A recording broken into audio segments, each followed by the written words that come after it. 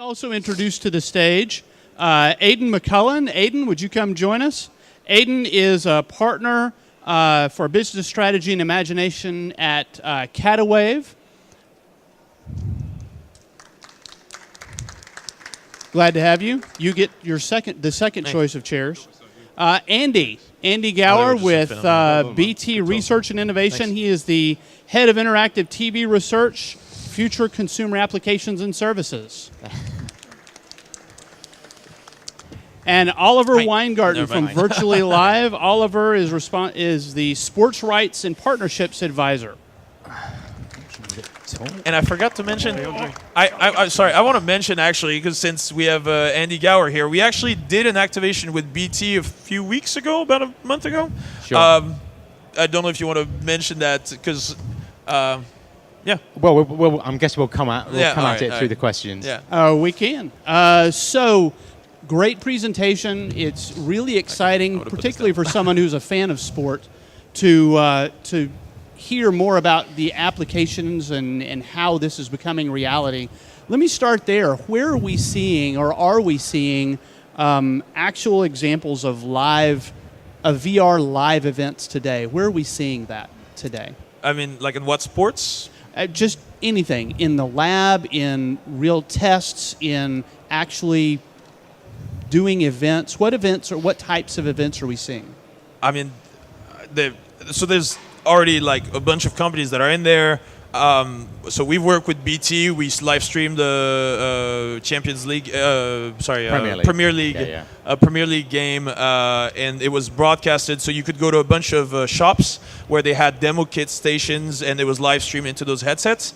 But in the US with Fox Sports, we've done two live college football games. So we did Ohio State versus Oklahoma, and anybody could download the app Fox Sports VR and actually watch it both in VR and on their cell phone, but using the same application. So you could like switch around to the field, and you had the statistics and a bunch of other bells and whistles. But we're not the only one. NextVR did, so they did a bunch of events like presidential primary debates. They did, they have a big association with Times. They did basketball with the NBA, and they're going to do a lot more of that. Even college basketball, Vogue did the Big 10, I believe, championship in basketball. There's a bunch of events being done, and there's not a lot of promotion around it. Most people don't know it quite yet because it's still early, but pretty much the entire spectrum of sports is being done right now. Okay.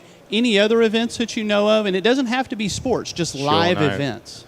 There's been a lot of activity around sort of live concerts, music concerts. Mm-hmm. Lots of those have been broadcast. News events, although they've primarily been very much in the video on demand sort of domain, it's not too much of a leap of imagination to imagine news being broadcast in 360 in a few years from now. BBC and others have been doing a lot of work within that. Interesting. So one of the great things about sport is the fans feeling like they're there and getting them immersed and being in it. And it's very much of a group experience. It's all the fans there. And if it wasn't for all the fans there, it wouldn't be the same experience. So in a VR world, we talked about this earlier today, how does that become a social experience in sport whenever you have something that people are experiencing individually, potentially, from different places? I'm happy to take that. Oliver? Yeah, I think you might want to fix your microphone. Hello? Yeah, there you go. Thank you. I think it's key for everybody to ensure that VR isn't a lonely experience and that we can all afford people the opportunity to replicate what it is like at the live event. Everyone will tell you going to a live event is the best sort of experience that you can have. You sit with your friends. After that, you watch television, you got your friends, you're in a pub, you can interact, but you're not quite immersed in the event the way that VR allows. And if you can enhance it and augment it with the social aspect that Andre referred to at the end of his presentation, where you can meet your friends and you've got social media feeds and you've got data statistics that you can pull up and you can do in-app shopping, I think that goes some way down the line to enhance it. I think the social aspect is so important here, because when you think of Facebook and Oculus and you see what they released during the week, where the connection in the VR world, that's a real glimpse of the future of social media, because it's connecting people. And the first time I saw VR Netflix, when you're sitting in the beautiful room, and you could be sitting in a back alley in London, and you're sitting in this beautiful experience, and you can invite people in there and watch the movie with your auntie in Australia if you wanted.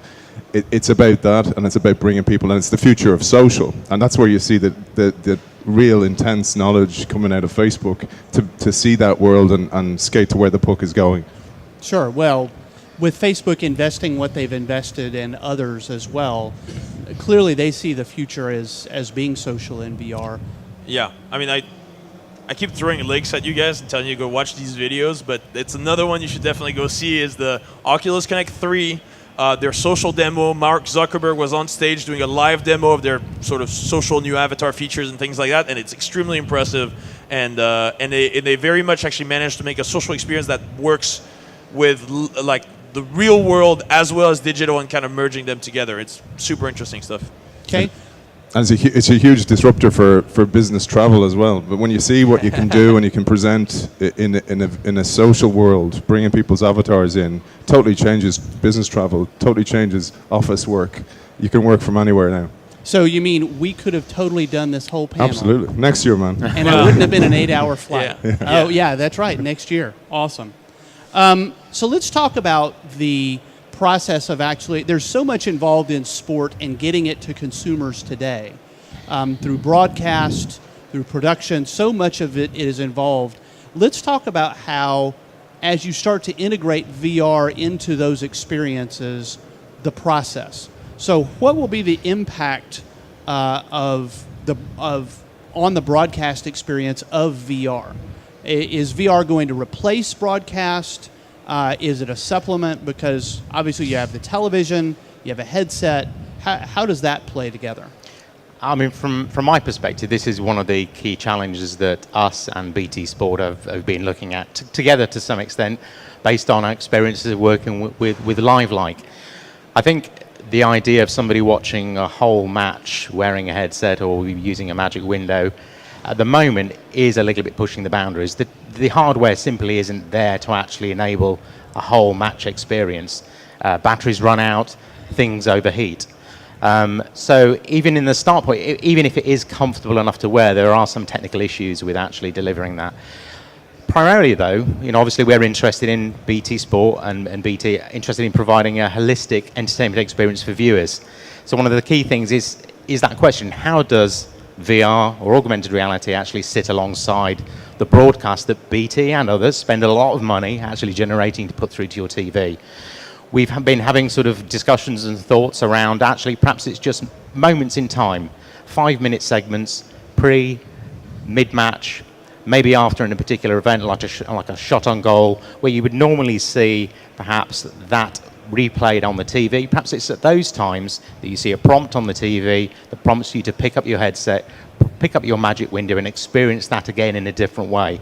And we've seen sort of similar things with the work we've been doing on second screen with work with Delta Tray, where you're provided with facilities to replay that shot on goal or that incident from a whole range of different perspectives.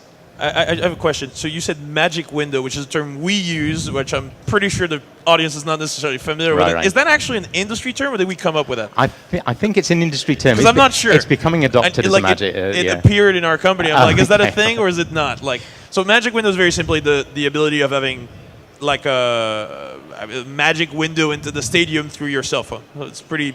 The imagery is pretty simple, but it's yeah.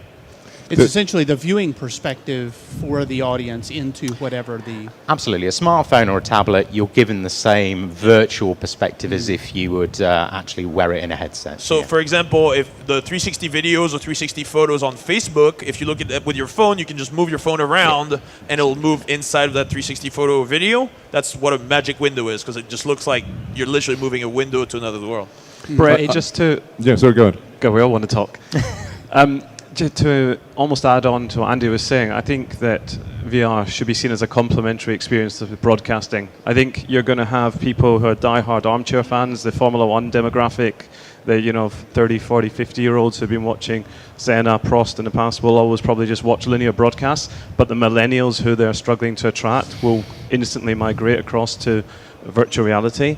And I think the trend in the US with cord cutting has shown that the broadcasters really have got to go out and try and innovate. Therefore, VR it's a sexy topic at the moment. I don't know about instantly, but I'll build It's one on of the that. challenges. I asked this question. I have a radio show called The Innovation Show, and I did a blog post on this on LinkedIn today. It's an interview with the Chief Information Officer from Naughty America, so adult industry.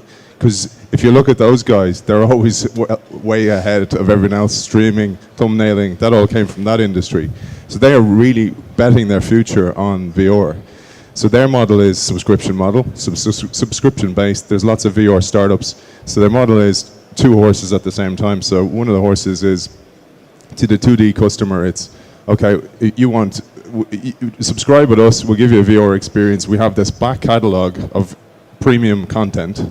And then to the 3D or to the VR customer, it's like we have this back catalog of content. So you can actually get your subscriber that way, stand out in the crowd. But the big thing is always the quality of your content, because your experience is only your experience, but you have to be partnered with quality content creators. Your content has to be your North Star that you are recognized for. Same as a digital publisher, but you're just adding the VR experience. Yeah, in a real sense, it's one of the things we see in evolution of technology, particularly in the content space, is it has to be able to tell the story in the way that is unique to that technology and unique from others.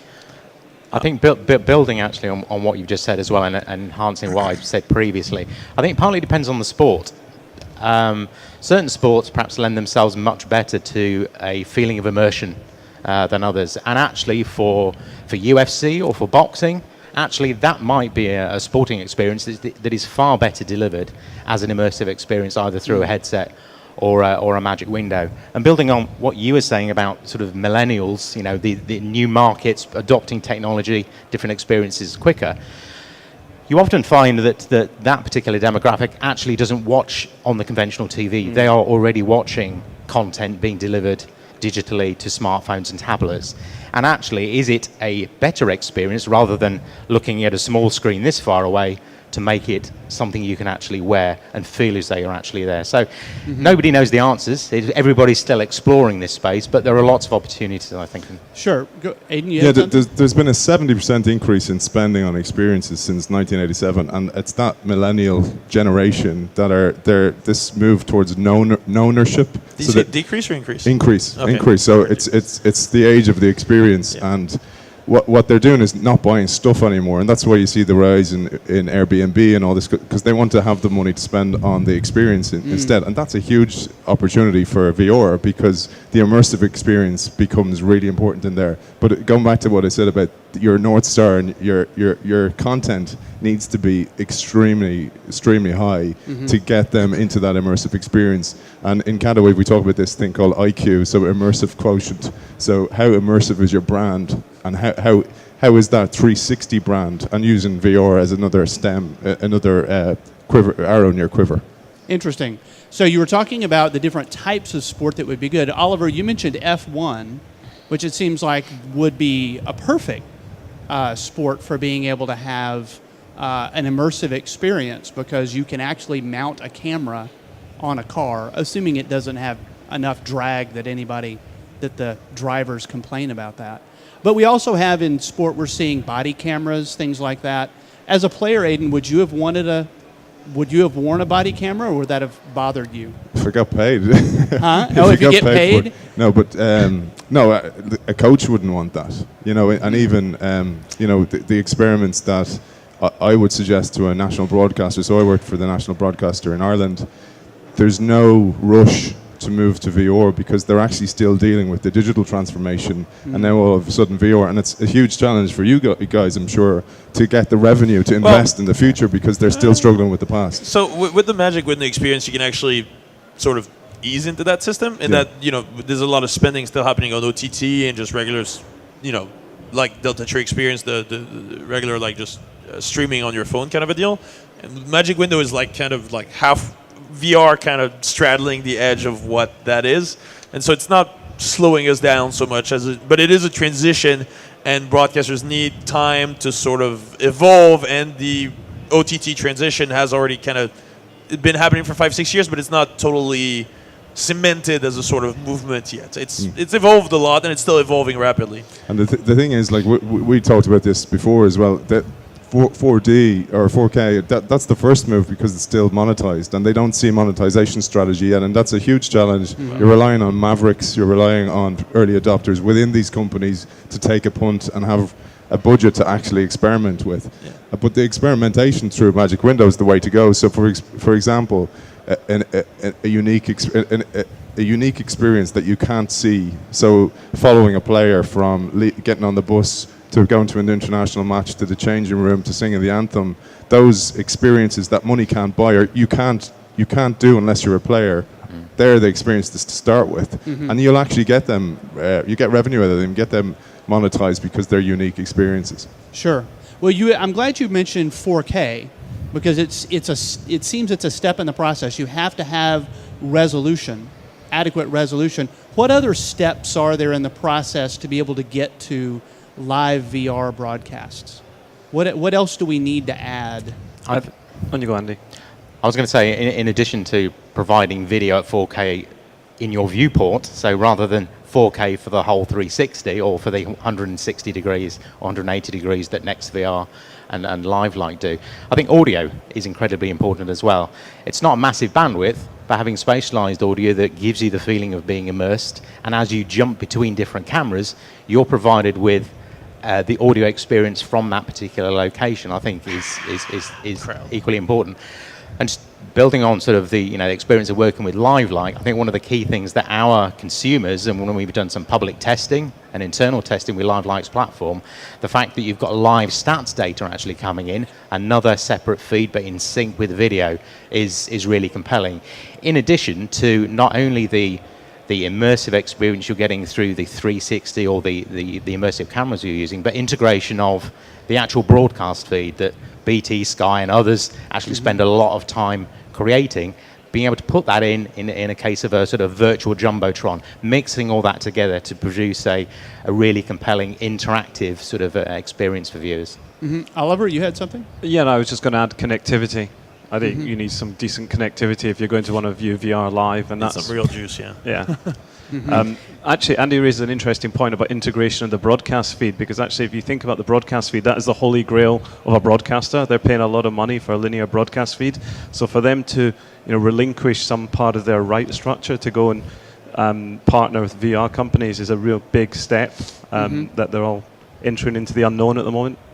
From a practical perspective as well, you need some things to break in a company, because you have, like, there's a great, John Maynard Keynes is a UK economist, and he has this term that he talks about: the difficulty is not coming up with new ideas, it's letting go of the old ways of doing things. And that's the challenge. That is the challenge in a traditional broadcaster. It's like, we've always done it this way, and now you've introduced digital, social, those stepping stones to VR, and then it's like, oh, you're throwing another thing at me, and I haven't even got to grips with this, which is 15 years old. Yeah. That's the big thing that needs to break, and that needs to hit bottom line for things to happen, and then these guys will start coming to the fore, because there's AR and VR companies in Ireland, and they're struggling. They're actually running out of runway, running out of funding, because there's no customers, and we're all talking about it, but there's nobody actually putting the money into it. So it's a real problem. I don't know what it's like in the States, but certainly definitely in the more UK. money in the States. Yeah. The scale. Yeah. So At the same time, I had put up a stat earlier that only 10% of consumers have actually used either a headset or a 360 viewer. They've looked in the Magic Window. I think 10% is even generous. That's what the surveys say. Yeah. But what that suggests is that even in the States, there's a finite runway, and there is capital there, but ultimately those investors have to see return. Yes, but there's growth in creative destruction. So it's, the number of people using VR is ever growing. It's not like it has no indication of stalling. The content is getting richer. So what we had, most of the experiences we had like last year was a lot of. It was built to be very short term. It didn't have even the video games, which is a big driver of the industry. The games were. Shooter games only had a few levels, and they didn't have a lot of like long-term game mechanics like leveling up of characters and things like that. And these games that are built by the big Ubisoft company and the major game manufacturers are starting to be more complex, refined, complete, meant to be a 15 hours experience instead of a 2 hours or 1 hour experience. And I think a lot of there's going to be a ton of startups and a ton of ways that are going to be like, okay, this was a wrong route to take for VR in general, and they're going to run out of money. But there's going to be a few, trying to be one, that are just going to manage to break through to the moment where you have a sort of sustainable engine, and we're just trying to, spark fuse that first jump. But it is still at that spark fuse stage right now. I think the point about whether there's lack of eyeballs and or people aren't trying it is going to change over the next 12 months with PSVR coming out, Oculus is now launched, I Steam got mine. Vive. Yeah, there you go. So I think if you think about how many PlayStations are in the world and it's a plug-in-and-play headset. 49 million PlayStation VR 4. So yeah, I think it emphasizes the point. Absolutely. Now, Oliver, you mentioned the rights issue. Where are rights for VR sports content right now? Where does that sit? And the sports rights, incredibly complex, big money. Where are VR sports rights right now? I think the answer is often people don't know. Some rights owners think that they've sold them. Some think they've retained them, and others just actually don't know whether they've vested with the broadcaster and/or they've been retained. So there's this grey area. A lot of, I sold sports rights for 7 years at the Premier League, and we just have a broad technology clause, and VR often VR would fall into that now. So I think it's somewhere one of the three. Rights rights live event TV is the most will keep broadcasters going, because in a world of time-shifted content like Netflix world, a broadcaster that shows that same content can't really survive unless they're given a Netflix-type experience, and they're not a technology company.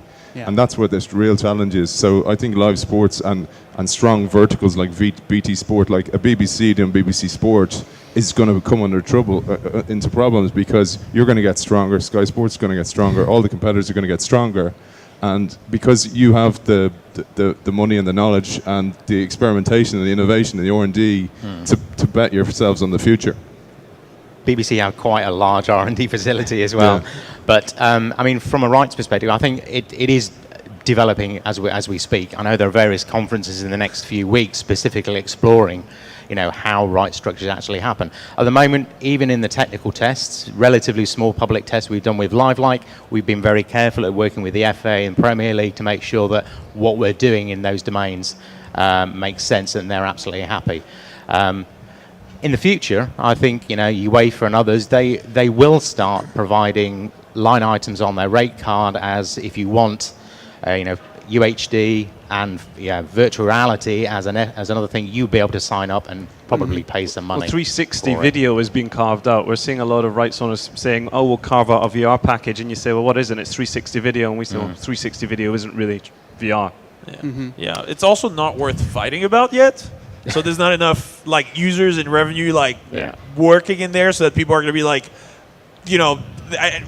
the NFL is definitely thinking about carving out. The NFL carves out everything they do to 17 people and 17 different ways, like Apple TV, Fire TV, and OTT to Verizon, and the Twitter side feed, but it's only certain games and certain ads and all that jazz. And they're thinking about cutting out the VR, but not that many people would buy it, just the VR part, because there's not enough users, not enough sponsors and money in that space in general. I think generally, if you talk to FIFA, if you talk to sports leagues, if you talk to content producers, it's always worth fighting about. Because I don't know. They're pretty busy fighting about stuff. Well, I know, but it starts out as a once you set a precedent, once you do that, you've created a new window of content, essentially. And we've seen that with Twitter. Twitter is buying sports rights, but they're actually trying to work with broadcasters and others to do something complementary. But it's a question is, do they change that using Periscope in the future? Because it is a very different experience. Which brings up an interesting question for the consumer. Do they want a lean forward experience in sport, or do they want a lean back experience? And is VR designed to do, obviously it can be interactive and immersive. Do consumers want lean forward or lean back in sport? They want the choice. Yeah. Simple. I think it's simple as that. Yeah. They want the choice. Yeah. What they want a given day to choose either to lean back or lean forward. But you have the option in VR, as opposed to TV where you don't have the option. That's a major game changer. But I'm sure you can talk about this a lot. But most broadcasters have experience with interactive television. I mean, just literally having your remote and being like, oh, we can change camera angles with the remote and things like that, and go behind the goal with the remote, which is particularly what we're doing in VR. Even the technology for switching is actually relatively the same. But people didn't want it. They tried it, and they were like, it's not worth the investment because people on TV want a passive experience. It's possible that most people do, but you're trying a new experiment, and it's more engaging to want to be behind the goal. So maybe there's going to be a significant amount of people that want to have that interactive experience, but we don't know yet. There's not enough data, which we're starting to populate that data with. It kind of goes back to what you said about the NFL slicing it up. That's because there is that many ways to slice it up, and you need to be omnipresent. You need to be available in every way for every customer, and that's the challenge. Yeah, absolutely. I have plenty of questions left, and we certainly have time. Let me make sure that we let the audience ask some questions. Someone is running to get a microphone in the back, and here are a couple of questions. Let's start in the back there. Yeah. Right behind you. There we go. Yeah. Hi, what do you think the kind of consumer price point per match is, compared with going? So in a virtual stadium versus an in-stadium? Yeah, because you talk about an immersive reactive experience with good sound and things going to the match, right? So say it costs you £50 to £80 for your day out to a match. What's the price point to having an immersive experience? So show me the money. What is the price point? So that's going to change a lot based on the experience individually, but for now, NextVR, Voke, and ourselves don't charge for the experience. So what you have to do is basically you start the app, you go into the game, and it's like, please log in with your cable provider, and then you can just put in your Optimum, Comcast, whatever, and then it just takes you to the application for free. Because there's the reason why the main reason behind the cost of going to the game is that there's a logical sort of like limited amount that you can sell. But with this, there's no limited amount. So if you use it as a sort of incentive to get subscriptions, that's you don't have to make anybody pay for it individually. You can monetize through the sponsors inside and through the side advertisement you create by selling jerseys and other stuff. Any other thoughts on that? Certainly, it raises a question that you guys might know is if I'm a stadium, if I'm NFL, I'm making a lot of money out of beer and burgers and stuff, and what happens there? So, I want to be able to deliver beer. Yeah. I want to be able to order beer and it just shows up to your door and you get a little notification that goes like, hey, by the way, your beer's here. Which now you're talking about which vendor gets it to you. But that's Not very market specific. It becomes a whole partnership branch of a company that would have to deal with that stuff. Which Absolutely. is very complicated. I'm sure Amazon or someone else would love to be able to deliver beer to your house. And food. Yeah.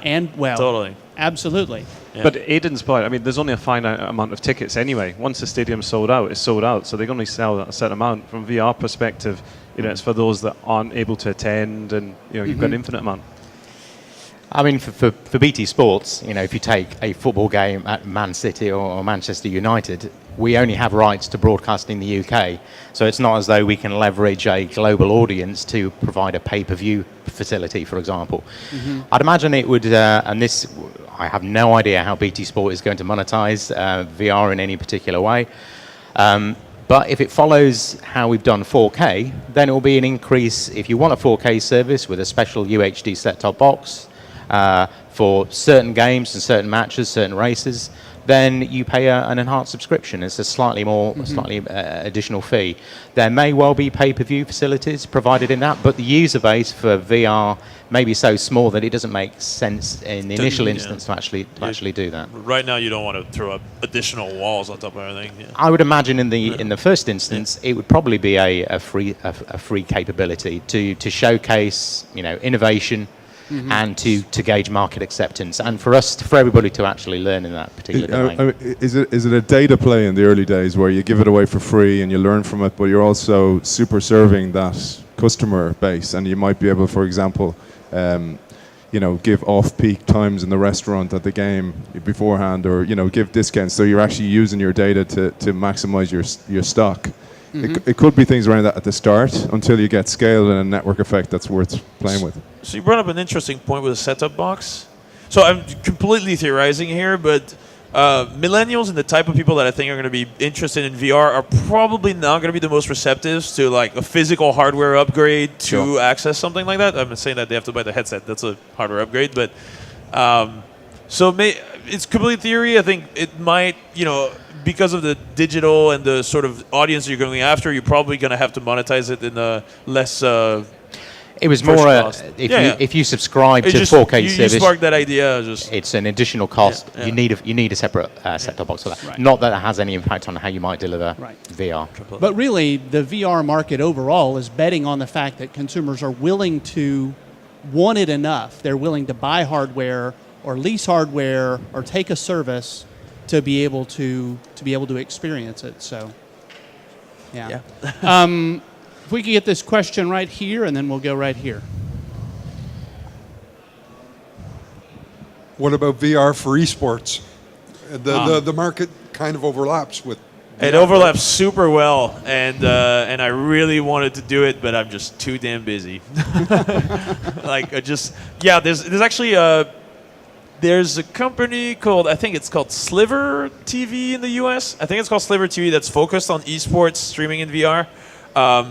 Definitely a lot of overlap. There's a lot of the same. There's some noticeable difference, but definitely a lot of thinking that mirrors the same way, use a lot of the same technology. What's better for esports streaming in VR is that your audience that you're going after is already super young, technology adopting, and the broadcasting component is also lower, as in your variable cost per game is a lot lower because you're already dealing with a complete digital world. So you don't need to have cameras. You don't need to have, unless you're like literally filming the live event or like the Finals Cup or something, and then you need a physical component. But for most games, it's just you just get a stream of data. Like literally, you'll have you'll sort of have a plug-in inside the game, and you can like go inside and just have a virtual camera that moves around and things like that, and you can be inside of that with friends and things like that. And people are working on that. Even so, one of the main esports game, I think number 3 on the list is Dota 2. Is built by Valve, which is a major gaming corporation, and they actually built their own solution. Again, Valve Dota 2 VR. There's a YouTube video on it, and people are definitely exploring it. That's just something that's been less dived into, and not for any good reason. It's an imperfect world, imperfect market, and there's definitely opportunities there. Any other thoughts on esports and virtual reality? I thought it was a great opportunity for somebody like Netflix, who don't have live sports. They don't pay rights, and this could be a way to get into live sports in a way with their technology and actually just apply that to a different place and then get into a VR play, because they're experimenting with bits of VR now as well. Right, and rights are probably much more widely available and affordable. I wouldn't go there. Not necessarily? Right, esports rights. That was my initial assumption as well. But esports rights are actually this is actually switching a little bit right now. But esports right, the game manufacturers are clawing in their own rights. So, for example, League of Legends, which is by far the number 1, is basically for their main tournaments, which is what everybody watches. They're very much like, we're self-broadcasting and nobody can play in that space. Riot runs that all by themselves. Riot just runs that stuff. And I'm surprised about the amount of prize money in esports. It's huge. And we're doing something with Formula E, and they've got an event in Las Vegas at CS. They've got $1 million prize fund. Just going to your point about esports, we have done quite a lot of work in motorsport, as Andre showed you in the slide. And when people are sat in the car going around the track during the live race, the instant reaction is, can I drive? So gamifying is constantly being spoken around in VR at the moment, and I expect it would evolve. Another aspect of that, it's to convert real life objects to digital objects, which can then be plugged into Unity or whatever. Sometimes somebody's going to manage to do that, right? Yeah. Well, you've got 20 cars in a race. You could just drop in a 21st car, and that can be your car. That's what I mean. Yeah. Interesting. So we had a question right here. Thank you. I like the comment about ordering drinks from Amazon. Probably better to double up because you're going to spill them if you've got a headset on. But on a serious point, on a serious point though. Do you think that long-form entertainment in VR with a headset is actually sustainable because of the the weight, discomfort, etc. of a headset. What's your I tolerance? obviously have a strong opinion on that. Yeah, but I think it depends which content it is. And also, if you think about the first mobile phone, what that was like, everyone's got what's now a doorstopper, probably. You know, we're at the first iteration of this, or second iteration of this technology, and you know, who knows where we're going to be in a year. The HTC Vive could be cordless, for all we know. It could be even more comfortable. The headsets, the mobile headsets, the battery life could be better. They might not have the overheating problems. I think some content is definitely tailored better for VR experience. I mean, I'm not sure I'd have watched 90 minutes of the Chelsea game on Monday night because it was just absolute dire. But put yourself in a race car for 40 minutes, or in a UFC fight, or a boxing match where you can be at the corner of the ropes. I think there's probably more sustainability there. Yeah, so I think the hardware at the moment needs to be improved to. Absolutely. So I'm a heavy VR user for obvious reasons, and I for mobile I have trouble watching something for more than an hour. I mean, I do it sometimes on airplanes and stuff like that because it's way better than have a tiny screen, have a like virtual theater, and have all the space you want in the world. But it gets heavy and uncomfortable and all that, and you really gotta really want it to actually sit through that. Same thing for our experience. Like on average, we get people on our experience right now. We're at about 14 minutes per game, which we're actually super happy about. It's not that much, but it's totally complementary to TV, but the hardware's not ready yet. But that's okay, because the more you build the software, the more the hardware does get better, and everybody's working on it. All the cell phone manufacturers, all the Facebooks and the Oculus and stuff, you'll have the software ready by then, and you'll have a really rich and compelling experience. And I mean, the content in sports fields itself, because it's the best content, but it's not good enough right now, which is okay. It'll just work on itself. Yeah, so some progress still to be made in a number of areas. Please give our panel a hand.